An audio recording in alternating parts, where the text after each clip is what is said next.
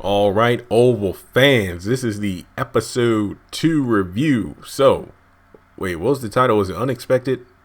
Anyway, it was episode 2. But remember, I'll put the episode title in the title of this video so you'll see it. Let me just first off say I had a blast tweeting with you all last night. I was tired as I don't know what. I was up from like 5 a.m. to like 11:30 p.m. I was actually planning to go to bed before 8, but I'm like, oh, it's Wednesday. So I started doing laundry, and to ensure the fact that I would not go to sleep, I washed my bed sheets. That way I wouldn't sleep on my mattress. So I ended up staying up and tweeting and had a good time. The Oval and Sisters. I just recorded my episode review of Sisters before the Oval. And I really want to figure out what I want to say about this episode because, again, I had a blast tweeting. I had a good time watching the episode, but some of the negative feedback from episode 1. Remember, I did a video, in the past 24 hours about what fans didn't like about the pilot, the pacing, the acting, the story, things like that. I kind of saw it in the second episode. Remember, I said I was going to give the first episode the benefit of the doubt. Typically, the first episodes of a series, not just a season, but a series, are, the producer, right? Basically, Tyler Perry. Okay, Tyler Perry does everything. Basically, the person in charge, along with the cast, are trying to find their way. So, I don't want to seem harsh in this review, okay? Just want to make that clear. Let me just say, first off, Victoria Franklin, is it Kron? Kron Moore? Is the K silent? I should have known. Basically, Victoria Franklin and her actor, in my opinion, that was the standout performance in this episode. I think that she was fantastic. I feel like her level of cold, malicious behavior was appropriate for the scenario she was in. If I'm not mistaken, the two highlights for Victoria were getting Hunter's phone and then reacting to Denise or Jack and confronting Gail about the assault allegations, because I can't say the R word to, not get demonetized. So with that being said, the key points of this show, let me just talk about the highlights. So I'm looking at the notes. Roof and the cult members take Callie away. My biggest question is, does no one hear the screaming child and see the half dozen cult members coming out of Nancy's house? What's going on? So they take Callie and drive off. One neighbor pops their head out of the door. Nancy, what's going on? Call the police. And I'm like, what? Is screaming children a common occurrence in this neighborhood? That's like the only reason I could think of nobody popping up. We live in a day and age of social media and people recording. Well, not just people recording, but people leaping in the action to, prevent things like this from happening. But hey, it is what it is. But kind of an odd way to, start the episode. And, let me just jump around at Nancy because, I don't want to go back and forth in the notes. So most of the episode is Nancy driving around the neighborhood, on a wild goose chase, trying to find out where Callie was taken. But she ends up calling, hang on, I got the name.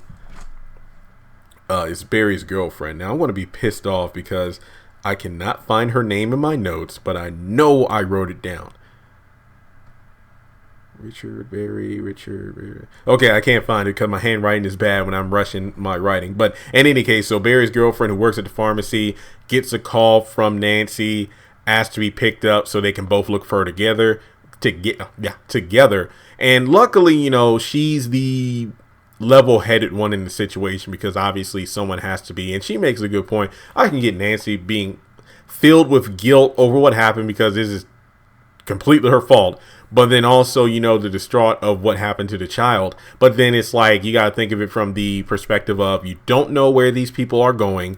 The more you run around like a chicken with your head cut off, the less likely you are to find Callie. So let's do the sensible thing. Go back home, wait for the cops, because I guess the neighbor called the cops. I don't know. How long was Nancy driving around? Did the cops show up to Nancy's house to ask her questions about the abduction, but she wasn't there? We don't know. So in any case, they're back at home. Barry's girl gives her some water to try to help her calm down. The police show up and excuse the language, but the police don't do shit. I mean, just the way they were looking at each other when the name of the cult was brought up.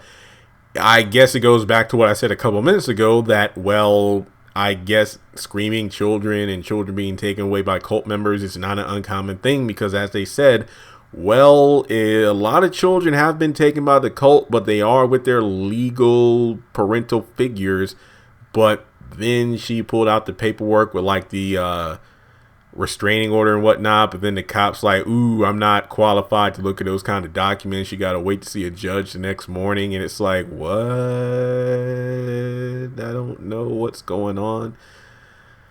I don't know. That was just like, okay, thanks for nothing. So now what are you going to do? And that's really all I had to say on Nancy for right now. I got to talk about Barry and Richard. So basically, you know what? Let's talk about Lily real quick. So Lily is having her bathroom sex interrupted because I think Barry had her up on the sink or something, and gets a phone call from Donald, and Donald's all apologizing. Like, look, I'm sorry. I was upset. I shouldn't have taken it out on you or undermined your business with fashion. You had to go see a client. I was in my feelings, but guess what? The first lady represented you well with the dress. I got plenty of photos, so you're gonna have national coverage because this is great, exposure and everything. And I'm sorry. And then I'm thinking to myself, because I was having a ball tweeting. I had a ball, and it's like, ooh, I love you too, honey, and I'm sorry I had bathroom sex with a random stranger in the airport terminal, because I'm pretty sure they sell that card at Hallmark. They got a card for everything, right? So then, Bobby's still, trying to get it on. Lily is into it, and it's like his demeanor switches from, well, flirtatious and a bit forceful to just downright creepy. Like emptying her purse and stuff. I don't know what the hell he was doing. Like, again, he was like a damn black bear looking for a picnic basket. Hey, Lily, you got anything in your picnic basket? I mean, I don't know. It's kind of weird. So basically, he kind of threatened her. It's like, ooh, I'm not done showing you an exciting time. And I'm like, where is this going? So then they get on the plane. He sits beside her. What was it? He had like something written down on a piece of paper, and then they had to. I love how they had like the message written on the bottom of the screen so we can see it. What did he say? Like, meet me in the bathroom and I'll take you to the Mile High Club or something like that for round 2. And then Lily's trying to get a seat swap, but the plane's full, and it's like, does anybody want to be moved up to first class? I'll gladly go back. So this chick is willing to go coach, then spend another second with Bobby's thirsty behind. So then. Then we get to the end of the episode, and, I'm just kind of jumping around. I know I'm jumping around, but I'm just pretty much talking about what every character was, doing in the episode. So Lily gets home. Bobby somehow gets there, goes upstairs because he's not through with her yet. And she's asking the right questions in regards to, who are you? So it's like he's almost pursuing her as if he knows her or if she was a target for a reason. And didn't he say something along the lines of the wedding ring being fake or something? I don't know. Or not being, him not being married, it all being like a thing he does a lot. So he jumps into bed, and I didn't even know how long the gun was going to be pointing in. I was looking at my clock the whole time like, yep, this is going to be a cliffhanger. But then Donald comes in and pow, Bobby gets shot. So maybe Bobby is that person who's in the exploding car, which I did a video on 2 days ago. So maybe Bobby's taken away by Secret Service, and then his car is left in the middle of nowhere and set on fire or something. So I don't know. But yeah, that was the end of Lily's part in the episode. Jason gets a 2-second cameo because he's, I'm sorry if I got loud there. I just kind of readjusted my mic. Jason is like walking through a crowd during, the inaugural ball, and gropes. Well, wait, is it grope? What's the word? Grope. Basically, his hand touched a white girl. I see. Okay, I guess he might be in an interracial relationship himself in the future. He pretty much, touches a girl's behind, but then Secret Service gets him up out of there. And then, the girl's looking, and the guy that she's with, like, wait, what happened? Like, I don't know. And then, that's the end of that. So Jason gets a 2-second cameo, and I guess the only other parts of the episode to talk about involve, the whole Gail accusations, Barry's taken into custody, and Richard responds to his son being taken away. Then Victoria and Hunter, they get back from the party. And again, this was one of my favorite scenes because Tyler Perry just outdid himself on the set with the old everything, and everyone looked amazing. They come home, ask if everything's okay, and I'm thinking to myself, okay, who's going to drop the bomb about their daughter? Then they go upstairs, for the night. Hunter and Victoria are getting ready for bed. He's on the phone, and Jack is actually Denise, his, +1. Victoria gives some Veronica and Catherine level threats over the phone, and then flushes the phone.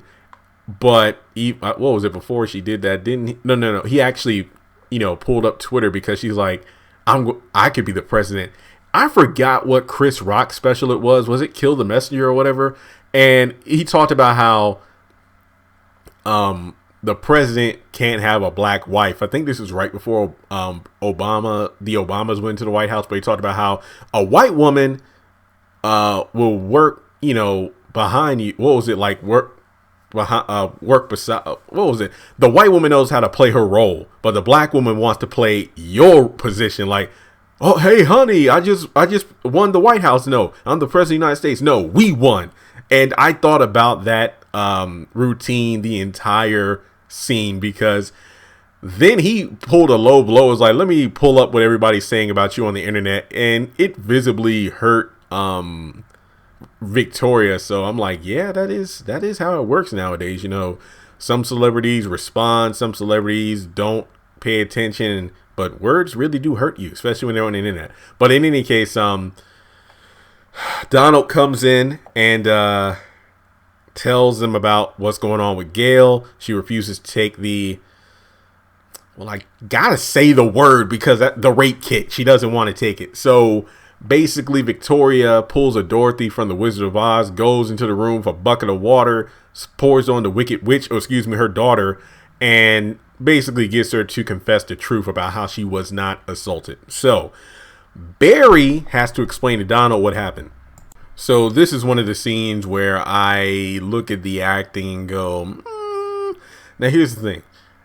I didn't know what to make of Barry's explanation about what happened with Gail, because part of me was like, is this bad acting, or is this legitimately how people, not just men, but people in general, feel when they had to explain themselves in a situation that they didn't think they would find themselves in, to be completely honest. So he did explain to Donald what was going on, but I get it. I can see both sides of this coin from the staff. Like Richard is like, this is my son. I know he wouldn't do anything like this.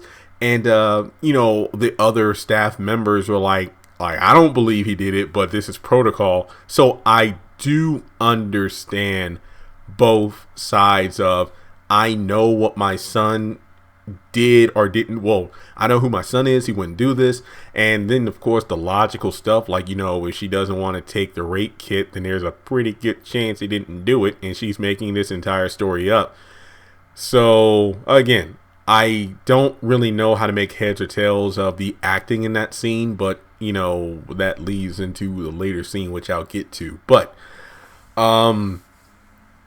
eventually, after getting the truth out of the daughter, Barry's let go. Richard and Donald have a moment where, it's like, hey, got your son out. He's waiting for you outside, but you cannot talk about this with anyone or he will be prosecuted. So basically, they're on the drive home, and I really got Jeffrey and David vibes from this scene. Barry, and I don't want to say Barry's being whiny like Jeffrey was, especially in the early seasons of the Haves and Have-Nots, but he has legitimate reason to be upset. His life was almost ruined because of a female who he had no reason, being in the same room with. I mean, even when Richard was explaining the situation to Donald about why his son was even there in the first place, it goes back to episode 1 in a tweet I sent out yesterday, which BET responded to, and we had a nice chat last night.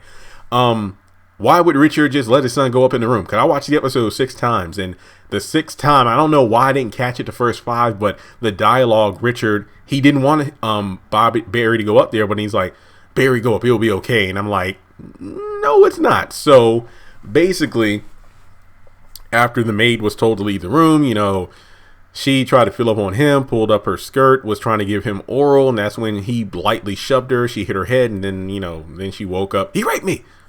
And I just said the R word for a third flipping time, so I might get demonetized. But you know what? I got to tell the story the way it happened, unlike Gail. So basically, this show is tackling some big issues like the Me Too and Time's Up movement and people putting out false accusations like that. And to be completely honest, that's how it works. I mean, even if a person is found innocent, that's not going to be broadcasted as much as the initial allegations to begin with. There's always going to be a tarnish on their career and person because of the accusations, regardless if they're innocent or guilty. So they get home, and I was thinking the whole time, I don't want them to drag things out, but Barry's been through enough tonight. Hopefully he doesn't find out what happened to his daughter. Then he gets to the house and finds out. He goes off on his girlfriend, but then his mom's like, I'm the one that did this. And he rightfully, despite it being his mom, is verbally upset about it. And watch how you talk to your mother. And I'm just like, well, again, oh, sorry, got a little stuffy there. Again, I can understand both sides of the situation, but Richard is like, you almost lost your son due to some bad circumstances. So your son has a right to be upset. And yes, I know that's his mother and everything, but at the same time, his mom did something that she had no business doing. And that was that. So he rushes off to try to find his daughter. And I'm going to assume he has an idea of where these cult members are. So we'll just have to figure out what happens there. And looking over the notes here, just want to make sure I covered everything before I give my overall thoughts on the episode. Let's see. I talked about the cult, Nancy, Gail, Lily, Donald. And what is it like that young Secret Service agent wanted to make sure he got to his car okay, but then we seen a preview for the next episode that he might be into Donald, which is awkward. Police, Richard. And apparently they kept Barry's phone. Because I was thinking the whole time, oh yeah, Barry's going off about the situation, why he can't go back and fight this, and how can she just lie on me like that. And I'm thinking to myself, Richard better make sure he has Barry's phone to prevent him from tweeting out or doing a video, because you know that's how it is nowadays. Like, people do like an Instagram live story like, yo, that B was lying on me, I ain't touch her, you need to watch out for this chick. I could definitely see him doing that. But luckily, to avoid being prosecuted. Wait, did Richard even tell him that? It's like, I just know that he kept saying, don't worry, tomorrow I'm going to go to work and talk to him about this. But the first thing I would have said, like, we can't say anything about it. I mean, he kept saying that, but he didn't. I don't recall him telling Barry, hey, you have every right to be upset. I'm mad too, but we can't talk about this to anyone, because if we do, you're going to be prosecuted. So let it go. And honestly, I'm surprised Donald didn't even say your son can't come to the White House anymore. To be completely honest, if I were Barry and I was in that situation, I wouldn't want to come back. Like, literally, like, nope. Nuh-uh. Nada. So, with that being said, what would I score this episode?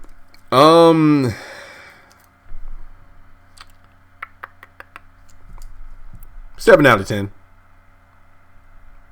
It wasn't horrible, but honestly, Sisters is better in several ways. And let me just get into that real quick.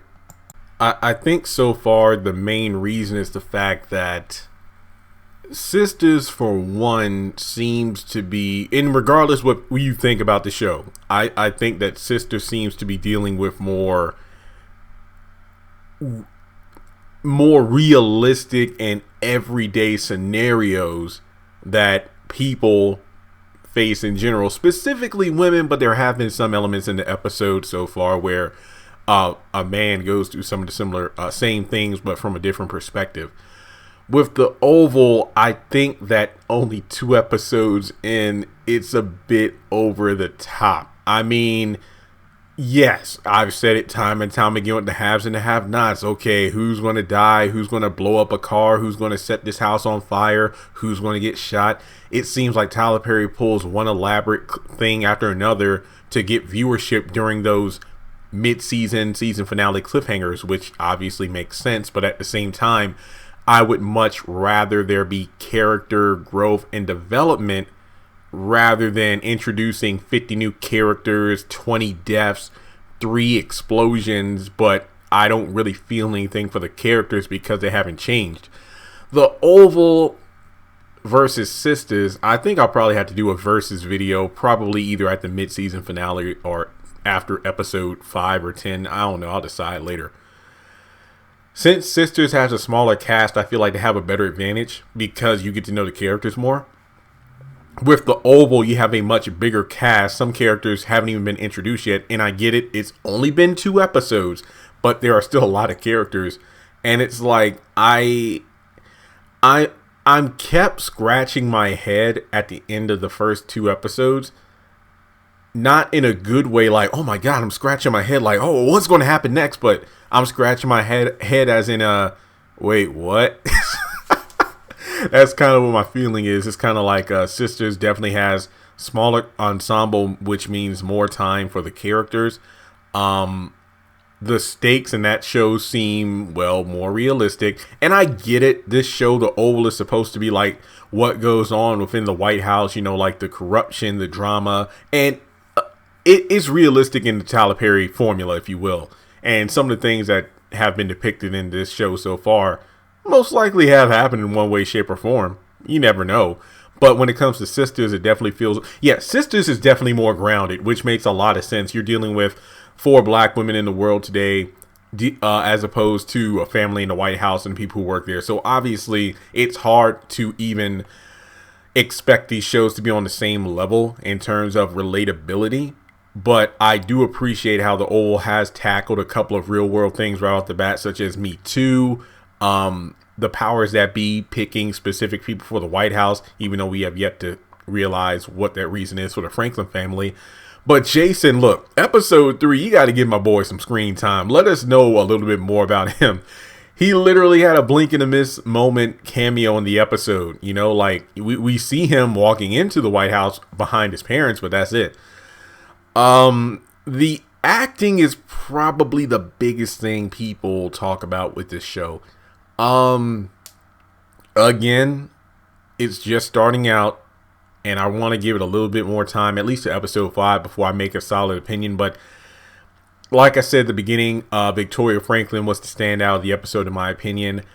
Barry had me puzzled based on the acting and delivery of his scenes.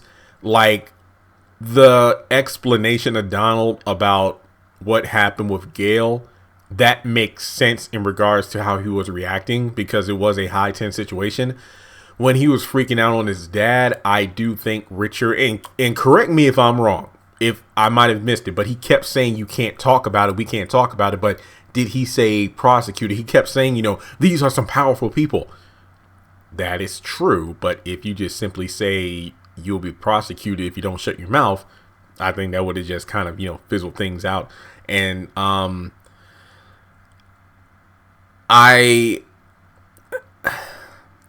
Hunter Franklin, it's like, I think I liked his performance better last week. This week, I was like, whenever he would talk, I'm like, oh yeah, I definitely, and I'm not trying to say that he has to be a carbon copy of Jim Cryer. That's not what I'm saying, but I got Jim Cryer vibes from his demeanor. But it's almost like he would start off his sentences, and then halfway through, I almost feel like he kind of falls flat, you know, like a flat can of soda, which I'm actually drinking some Orange Crush that's on my desk. Let me take a sip. I was getting parched. But in any case, I don't know why. I had to rewatch his scenes when he talked with Victoria. Yeah, I think his the real flatness came when he was in the bedroom with Victoria. When he came into the White House, you know, after the ball, he was pretty good. But I don't know why, but the bedroom scene just felt a bit off to me. Let me know if I was the only one. Like, he would start off his dialogue sounding, okay, this is good. But then halfway through, I'm kind of like, wait, what? So, and I didn't tune out. That wasn't it either. So let me know if it was just me. I think Donald's fine. Richard, I'm going to give him more time. I think he's trying to find his character. It's almost like, you know, last week I definitely heard the David Harrington.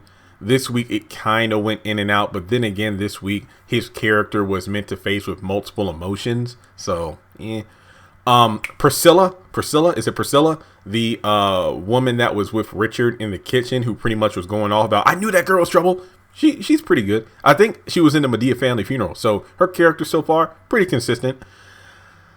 Let's see. I'm trying to think of anybody. Lily and Bobby, I'm really interested to see where that's going. Like, I really want to know why exactly that's happening. Nancy freaks out. Barry's girlfriend's pretty good. The actress portraying that character is, excuse me, is pretty good. And I think that's about it. Like I said, Jay's had a blink and you miss moment. So with that being said, that's kind of like my recap. I gave the episode a 7 out of 10. My thoughts on the series so far and what people say about it and my, response to that. Like I said, after episode 5, the gloves are coming off, but, I still think the show is finding its way.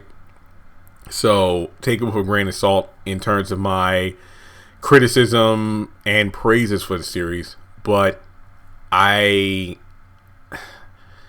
keep seeing a reoccurring tweet and comment on Facebook. It's a knockoff Scandal. I think it was pretty damning to put out that Haves and Have-Not trailer. Look, don't get me wrong. I love it. I'm glad it gave me a huge boost on the channel this month, right before this month ends. So thanks to the views. Black Friday is going to happen this year for me, which I appreciate. But I think that because Tyler Perry or OWN, whoever, because they put out the Haves and the Have-Nots trailer, people are not into these shows. The trailer ruined it because everybody's like, I can't wait for January 7th.